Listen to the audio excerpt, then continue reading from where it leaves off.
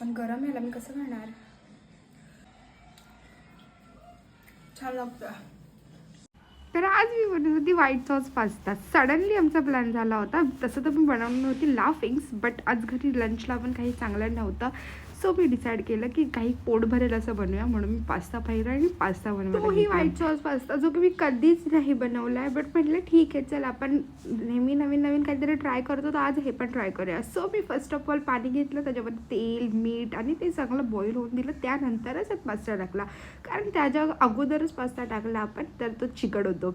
So उकळी आल्यावरच मी pasta टाकला. जोपर्यंत माझा पास्ता उकळतो तोपर्यंत मी बाजूला बटर घेतलं खूप सारं आणि त्याच्यामध्ये लसूण मी सॉटेड व्हायला टाकलं. सो मी लसूण का सॉटेड करत आहे, कारण मी म्हटलं की आता व्हाईट सॉस पास्ता बनवतं तर अमीरवाली फिलिंग येण्यासाठी ब्रेड स्टिक पण बनवायलाच पाहिजे ना. सो आमच्याकडे ओव्हन आहे, पण तो काही कामाचा नाही आहे. तो फक्त जेवण गरम करण्यासाठी कामाला येतो. जस्ट तो नॉर्मल ओव्हन आहे.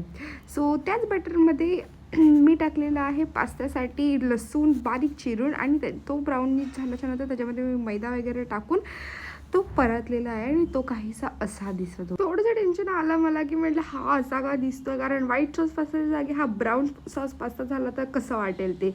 पण म्हटलं ठीक आहे, खायचं तर मलाच आहे, एवढं मेहनत तर मी वाया नाही घालवणार आहे. सो मी त्यात दूध टाकलं आहे, मी मिक्स केलं आहे. म्हटलं दूध तर सफेद असतंच, सो पास्तासुद्धा होईल सफेद. सो हे सगळं मिक्स करून झाल्याच्यानंतर माझा पास्ता गाढा झालेला आहे, पास्ता सॉस गाढा झालेला आहे. त्याच्यामध्ये मी टाकलं चीज, मेयोनीज, चिली फ्लेक्स आणि ऑरिगॅनो. चिली फ्लेक्स मी जरा जास्तच टाकले, कारण की मी एक आहे महाराष्ट्रीयन आणि मला तिखट जास्त आवडतं. सो ह्यांच्या इटालियन फ्लेवर्समध्ये जास्त तिखट तर काही नसतं, पण मी चिली फ्लेक्स जास्त टाकणार आहे कारण मला तिखट आवडतं. सो दॅन मी टाकलं आहे मीठ, जे खूप महत्त्वाचं आहे, आणि सॉस टाकून एकदम मिक्स केलेलं आहे. सो पास्ता तर आपला रेडी आहे. तर त्यानंतर वळूया आपण आपल्या ब्रेडस्टिककडे. ब्रेडस्टिकमध्ये तर मी एवढा घोटाळा केला. हे जे लसूण जे मी सॉटेड केलेले होते ते बरोबर सॉटेड झालेले नाही आहेत, आणि त्यामुळे ते चिरलेही जात नाही आहे, मॅश पण होत नाही आहेत.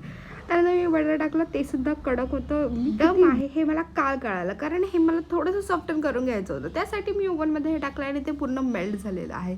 सो ह्याचं काही करू नाही शकत मी, हे मलाच खायचं आहे.